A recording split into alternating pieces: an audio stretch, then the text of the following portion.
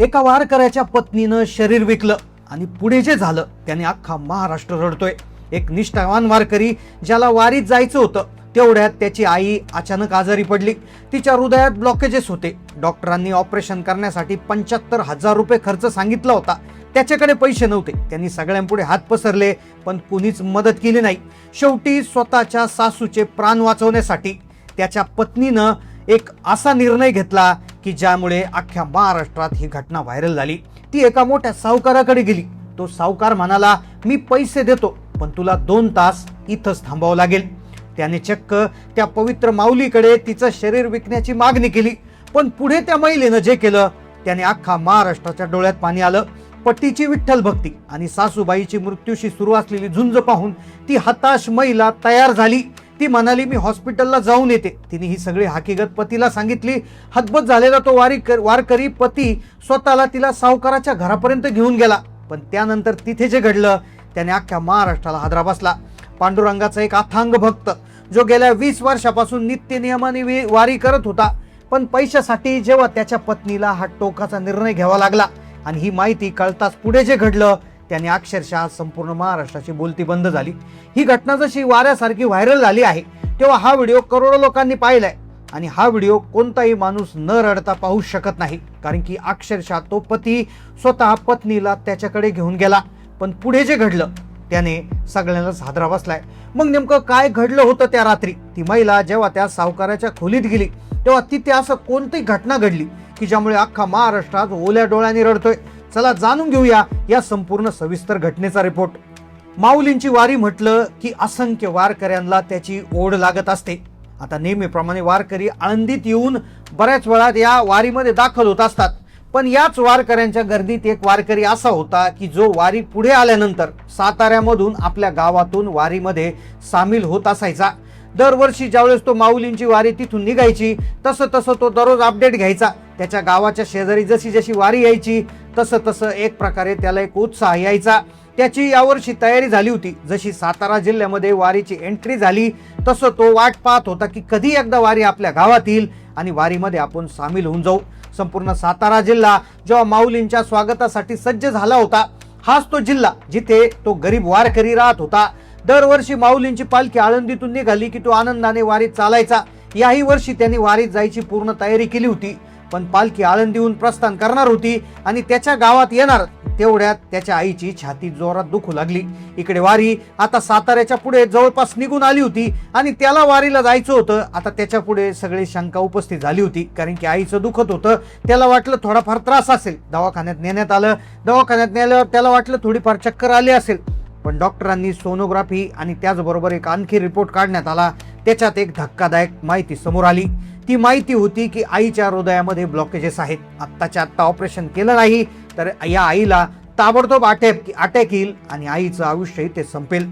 आता त्या ऑपरेशनसाठी 70 ते 75,000 रुपयाची तातडीनं गरज होती। आता तो वारकरी एक गरीब शेतकरी होता। त्याच्या बँकेमध्ये फारसे पैसेही शिल्लक नव्हते। 10-20 हजार रुपये होते, पण त्याने काहीच होणार नव्हतं। आता तोपर्यंत वारी आळंदीतून निघून 4 ते 5 मुक्काम करून साताऱ्याच्या हद्दीत आली होती। त्याच्या गावाच्या दिशेने जवळ येऊ लागली होती।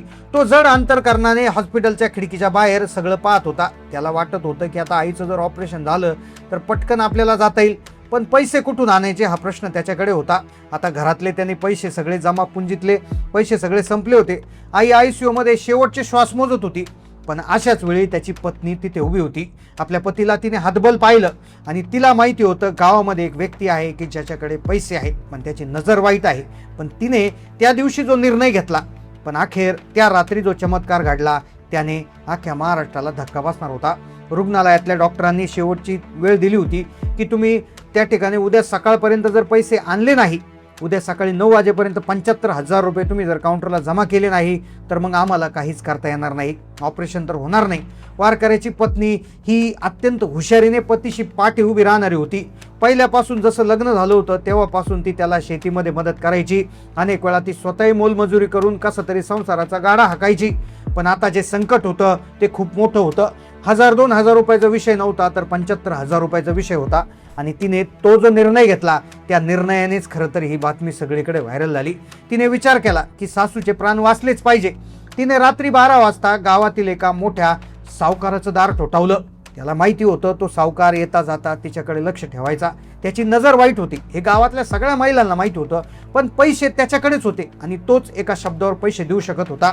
पतीला माहिती होतं, त्यामुळे पती त्याच्याकडे गेला नव्हता, कारण की तिच्या त्या वारकऱ्याचे पैसे आधीचेच त्याचे देणं बाकी होतं, त्यामुळे ती त्याच्याकडे गेली. तो सावकार प्रचंड श्रीमंत, पण त्याचे विचार अत्यंत पापी आणि वासनांद होते.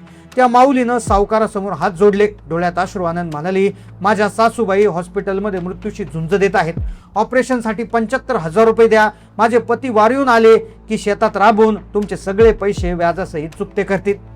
त्या सावकाराच्या चेहऱ्यावर एक विचित्र पद्धतीचं हास्य आलं, पण तो ते हास्य दाबून म्हणाला, बाई तुझ्या नवऱ्याकडे आधीच पैसे आहेत, आता तुझं शेत मला नावावर करून दे, तेव्हा मी पुढचे पैसे देईल. पण आता तिला माहिती होतं की एका रात्रीत हे सगळं काही होणार नाही. त्या पापी सावकाराला त्या हतबल माऊलीच्या मध्यरात्री एकटे पाहून आणि पैशाच्या बदल्यात अत्यंत नीच आणि घृणास्पद अट त्याने समोर ठेवली. आता तो बोलू लागला होता, त्याला समजलं होतं की यांना कुणीच पैसे देणार नाही, पैसे तर मीच देऊ शकतो, मग याचा फायदा मला घेता येईल. तो म्हणाला, मी तुला 75,000 रुपये आत्ताच्या आत्ता देतो, पण त्या बदल्यात तुला 2 तासासाठी इथे थांबावं लागेल. एका पवित्र वारकरी स्त्रीसाठी हा मृत्यूपेक्षाही मोठा आघात होता. तिच्या डोळ्यासमोर सातूचा चेहरा आणि स्वतः पतिव्रतेपणाला लागलं होतं. ती रडत रडत जेव्हा हॉस्पिटलमध्ये पतीकडे परतली, तेव्हा सावकाराची ती अट तिने सांगितली. तेव्हा ते वारकरी पतीनं जे केलं ते ऐकून तुमच्या डोळ्यात पाणी आल्याशिवाय राहणार नाही. पत्नीचे शब्द ऐकून त्या वारकरी पतीचे काळजाचे तुकडे तुकडे झाले. तो डोक्यावर हात मारून रडू लागला, देवा विठ्ठला, माझ्या गरिबीमुळे आज माझ्या पत्नीवर ही वेळ आली का? पण दुसऱ्या बाजूला आईचा श्वास थांबत चालला होता. वारी आता फलटण जवळ पोहोचत होती. इकडे मृत्यू दारात उभा होता. अतिथी आणि माता धर्म किती श्रेष्ठ असतो. पांडुरंग एका बाजूला आणि आपली आई त्या ठिकाणी एका बाजूला, तर तिसऱ्या बाजूला पत्नीचा वेगळा विषय होता. अखेर पतीने जड अंतकरणाला पत्नीला विचारलं, आईचे प्राण वाचवण्यासाठी तू दिलेला शब्द पूर्ण कर, मी तुला एकटीला त्या पापी माणसाकडे जाऊ देणार नाही. आता तेवढ्यात बाहेर पाऊस सुरू झाला होता. रस्त्यावर चिखल झाला होता. पाण्याने रस्ते तुडुंब भरले होते. ती माऊली सावकाराला दिलेलं वचन पूर्ण करण्यासाठी कपडे घालून निघाली होती. हॉस्पिटलमधून बाहेर पडतात चिखलामुळे तिचे पाय खराब होऊ नये म्हणून ती त्या ठिकाणी चप्पल घालून चांगल्या प्रतीने चालली होती. पण झालं असं, काही अंतर पुढे गेल्यावरच तिच्या पायातली चप्पल जी होती ती चप्पल तुटली. आता ती चप्पल तिथे घालणं अशक्य होतं. अखेर पतीने तिला आपल्या हाताने उचलून घेतलं आणि उचलून तो त्या ठिकाणी तिथे घेऊन गेला. बाहेर प्रचंड पाऊस होता. ते दोघेही काळ्या कुट्टे मध्यरात्री भर पावसात त्या घराच्या दिशेने निघाले होते. चालता चालता चप्पल तुटली. पतीने अश्रू पुसत पत्नीला घट्ट धरले आणि स्वतः चिखलातून अनवाणी पायाने चालत सावकाराने तिला उचलून घेतलं होतं. ती माऊली जशी सावकाराच्या खोलीत पाऊल टाकती झाली तसा तिथे एक अद्भुत प्रसंग घडणार होता आणि ज्याने अख्खा महाराष्ट्र रडणार होता. ती वारकरी माऊली जशी सावकाराच्या खोलीत गेली, तिचं संपूर्ण शरीर थरथरत होतं. मुखातून फक्त विठ्ठल विठ्ठल असा जप सुरू होता. सावकार पैशाची पिशवी घेऊन बेडवर बसला होता, पण तिने खोलीत प्रवेश करताच सावकाराची नजर तिच्या पायाकडे गेली. बाहेर एवढा चिखल आणि मुसळधार पाऊस असताना तिची साडी आणि तिचे पाय स्वच्छ होते.